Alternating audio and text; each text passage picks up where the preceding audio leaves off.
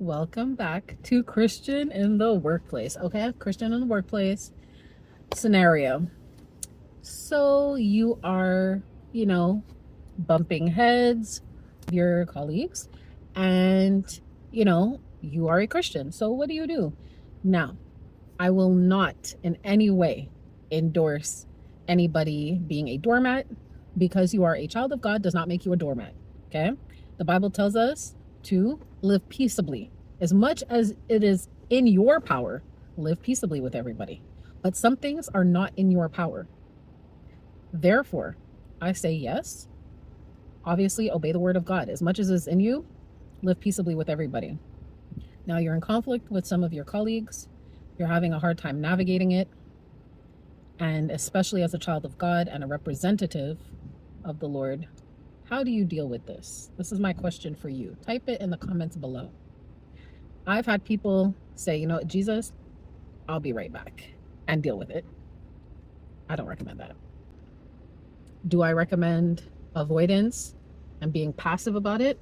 Absolutely not, because that doesn't solve any problem. I do not endorse bad behavior. I don't think that whether you're a child of God or not, I don't believe that bad behavior, especially in the workplace, should be tolerated by you or by anybody else. That being said, how do you deal with someone whose bad behavior is affecting your work, is affecting your job? Very cautiously. And I'll tell you why.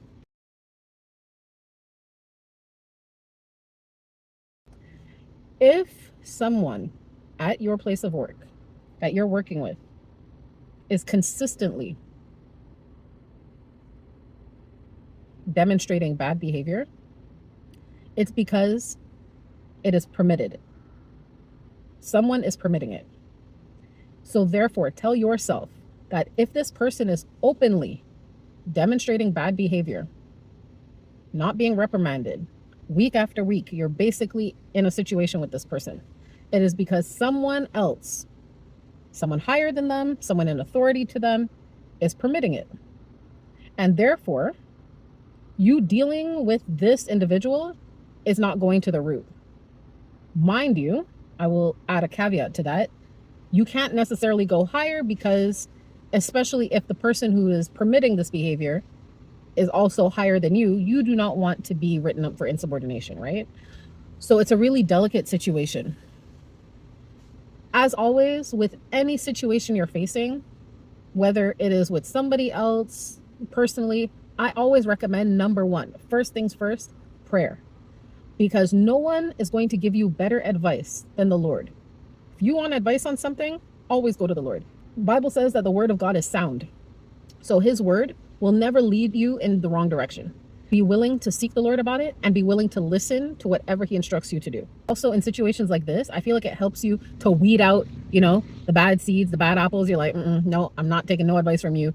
Your advice is never sounding like the Lord's advice. So that's number one. So prayer, listen to the word of God, listen to his voice and his instruction, and any instruction that does not sound like what he said to you, X, gone. No, we're not doing that. Number two, the Bible tells us if you have aught against anyone, to go to that person.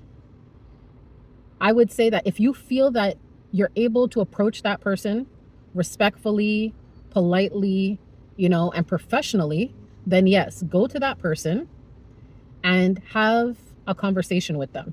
I would say, always go into the conversation with an open mind. Go in very non-judgmental, even though the situation is what it is. Number three, not able to speak to that person. The Bible tells us that in that case, we take a witness with us. So you take somebody else along with you who can be a neutral party, who can be a witness to the conversation. I would recommend taking someone who's neutral so that the other person doesn't feel that you're ganging up on them. Okay. You're not going to get anywhere when two are against one.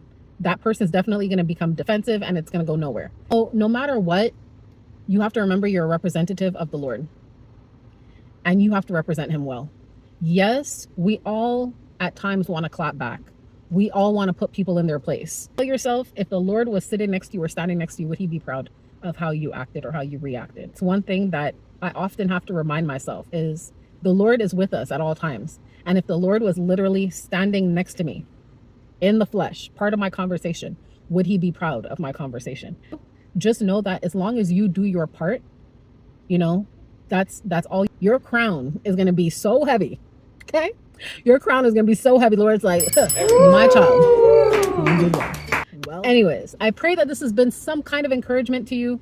I pray that if you are in any type of situation where you're in an interpersonal struggle situation, that the Lord would work it out. I pray that as you seek the Lord, that he would speak to you, he would speak clearly to you, you would know his voice like no other, and that his directions would be clear. And I pray that you will have the courage to be obedient to his words to you. I pray that the Lord would give you a spirit of discernment, that anybody who is speaking anything contrary, lies, anything that would add fuel to the fire, that the Lord would close their mouth, and that the Lord would bring peace. You would feel peace and joy in your work, and that your relationships would thrive, and that your light will be able to shine as brightly as possible.